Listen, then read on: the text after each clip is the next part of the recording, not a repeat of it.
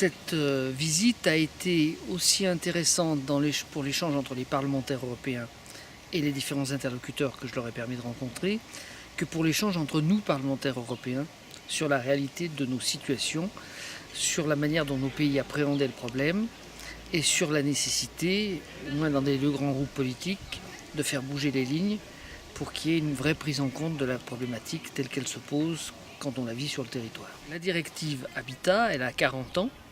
La Convention de Berne, elle a bientôt 50. L'une comme l'autre ont été pris à un moment où l'état de conservation de l'espèce loup n'était pas celui d'aujourd'hui.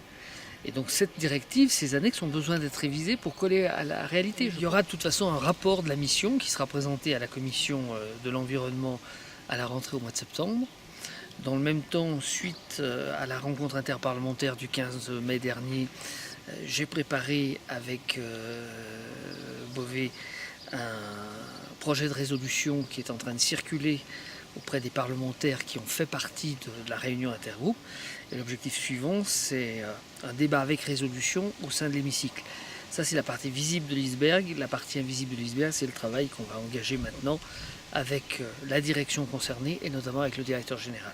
Parce que j'ai rencontré la personne qui s'occupe du loup, qui est un Italien du Sud, et qui est celui qui a mis dans le discours de Vella que le loup pouvait créer du tourisme et des loisirs.